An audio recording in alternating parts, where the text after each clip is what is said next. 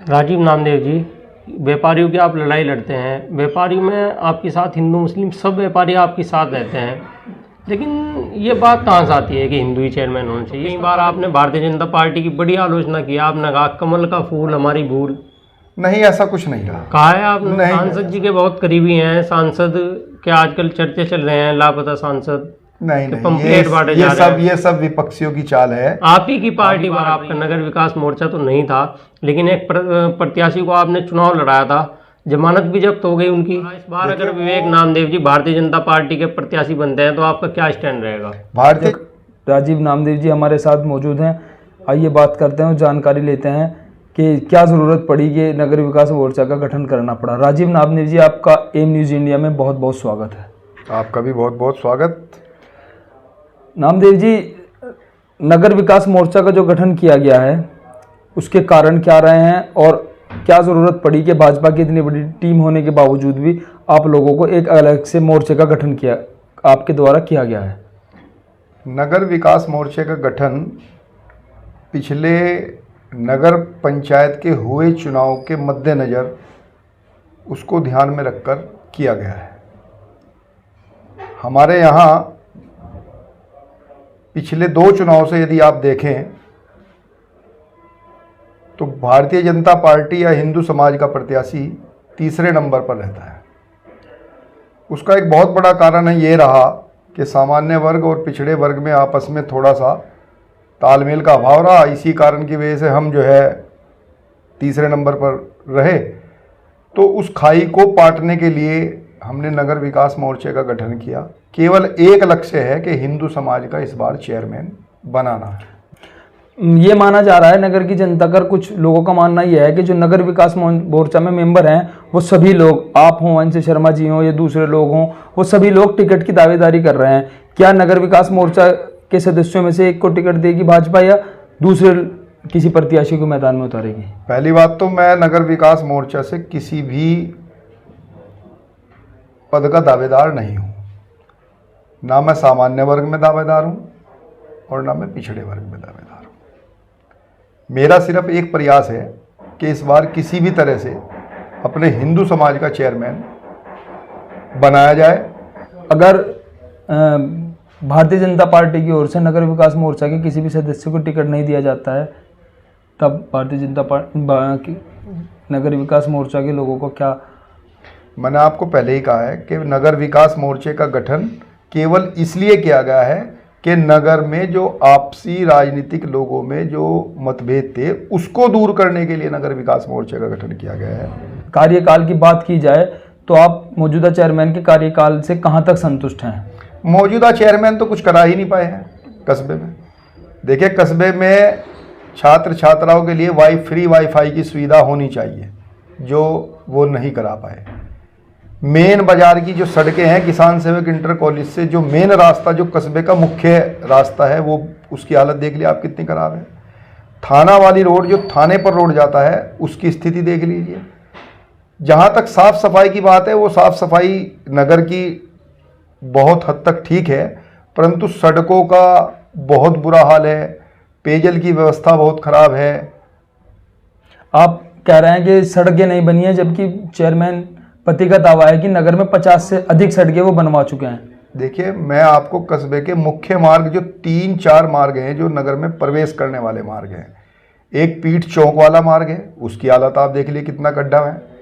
एक वो Punjab national bank वाला मार्ग है जो कस्बे में मुख्य मार्ग है, उसकी हालत आप देख लीजिए। किसान सेवक इंटर कॉलेज वाला रोड है, उसकी हालत देख लीजिए। थाने वाला रोड है, उसकी हालत देख लीजिए। नगर के एक पूर्व चेयरमैन अफजाल खान भी बहुत जोर शोर से अपना प्रचार प्रसार कर रहे हैं, बहुजन समाज पार्टी की ओर से टिकट मांग रहे हैं। आपका क्या कहना है कि पूर्व चेयरमैन की कहां तक दावेदारी रहेगी, कितने मजबूती से चुनाव लड़ेंगे? देखिए, उस बात को बहुजन समाज पार्टी देखेगी। बहुजन समाज पार्टी से ना मेरा कोई सरोकार है, ना मेरा कोई रिश्ता है। नगर के होने के नाते आप देखिए, जो भी चुनाव में मैदान में आएगा वो ठीक है। पूर्व चेयरमैन रहे हैं, मजबूत प्रत्याशी रहे हैं और मजबूती से वो शायद इस बार भी चुनाव लड़ेंगे और त्रिकोणीय ननौते में चुनाव होगा। मौजूदा चेयरमैन, पूर्व चेयरमैन और भारतीय जनता पार्टी से जो प्रत्याशी आएगा, त्रिकोणीय चुनाव होने के आसार हैं। राजीव नामदेव जी, क्योंकि आप लड़ाई लड़ते हैं व्यापारियों में आपके साथ हिंदू मुस्लिम सब व्यापारी आपके साथ रहते हैं, लेकिन ये बात कहाँ से आती है कि हिंदू ही चेयरमैन होना चाहिए? इसका कारण क्या है?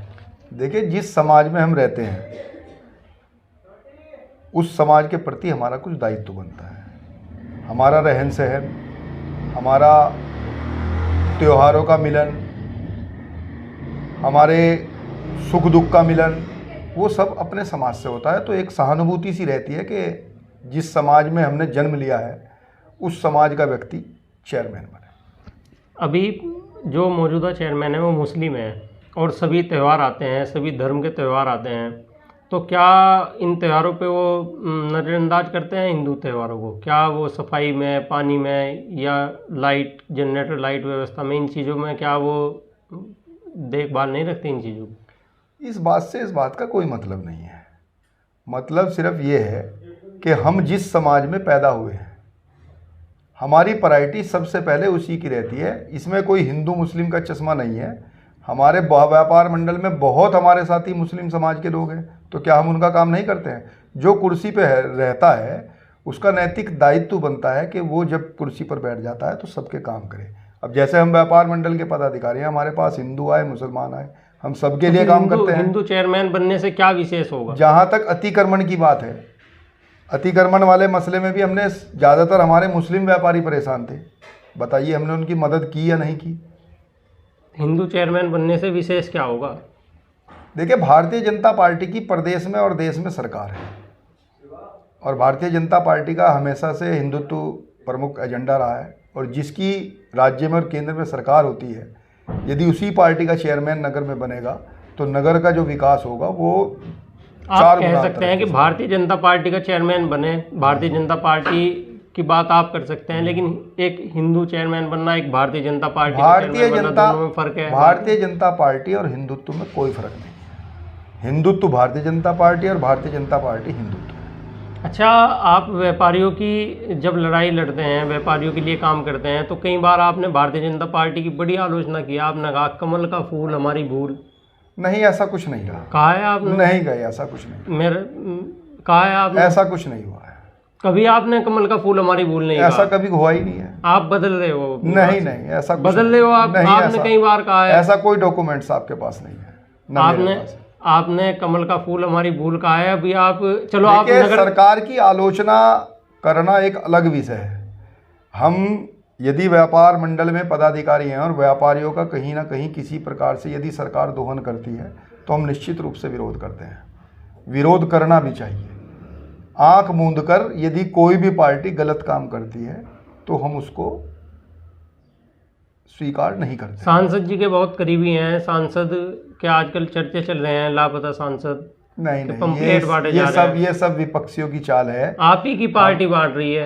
ऐसा कुछ नहीं है, सब विपक्षियों की चाल है। मौजूदा सांसद जितना शरीफ सांसद हमारे उत्तर प्रदेश में के किसी भी लोकसभा क्षेत्र में नहीं है। जितने शरीफ सज्जन वो व्यक्ति हैं, कोई भी जाति, किसी भी धर्म का व्यक्ति उनके पास जाता है ना, वो कभी पूछते हैं कि कौन पार्टी से हो, किस बिरादरी से हो। काम पूछते हैं और कर देते हैं।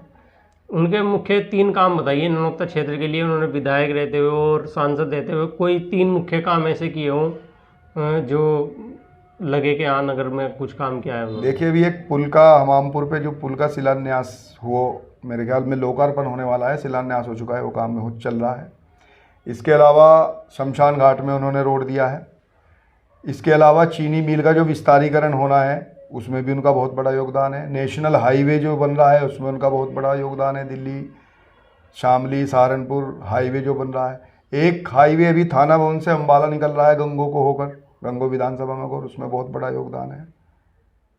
अच्छा, अगर हम बात करें जो आप कह रहे हैं कि वाईफाई की सुविधा चेयरमैन नहीं करा पाए, तो ये काम तो आप विधायक जी और एमपी साहब से भी करा सकते थे। देखिए, नगर के लिए क्या किया है? नगर की बात, प्रदेश के अंदर बहुत सारी नगर में आपने एमपी साहब से क्या कराया है? प्रदेश के अंदर बहुत सारी नगर पालिकाएं, नगर पंचायतें ऐसी हैं जहां सीसीटीवी कैमरे, वाईफाई की सुविधा, कोई सहारनपुर जिले हाँ, सहारनपुर नगर निगम की तरफ से आप देखिए कि वाईफाई की सुविधा और कैमरे, क्लोज सर्किट कैमरे लगभग सभी प्रमुख मार्गों पर लग रहे हैं। सिविल बिछ रहा है।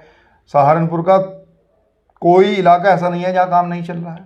अच्छा, पिछली बार भी जैसे आप नगर विकास मोर्चे का अभी गठन किया है, पिछली बार आपका नगर विकास मोर्चा तो नहीं था, लेकिन एक प्रत्याशी को आपने चुनाव लड़ाया था, जमानत भी जब्त हो गई उनकी।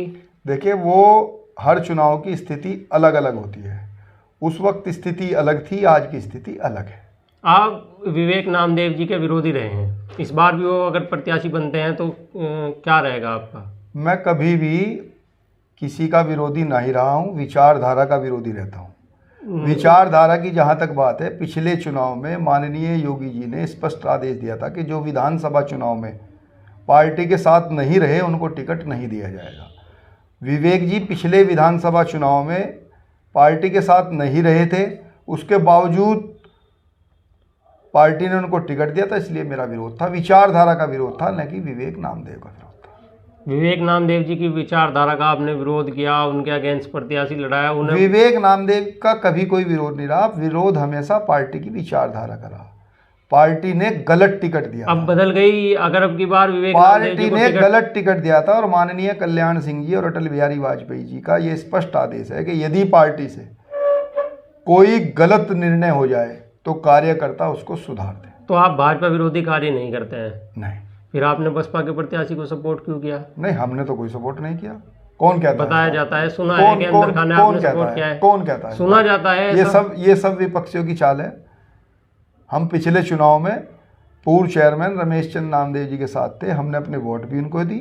हम विचारधारा से कभी हटते नहीं हैं, जिसको जबान कर ली उससे पीछे नहीं हटते हैं।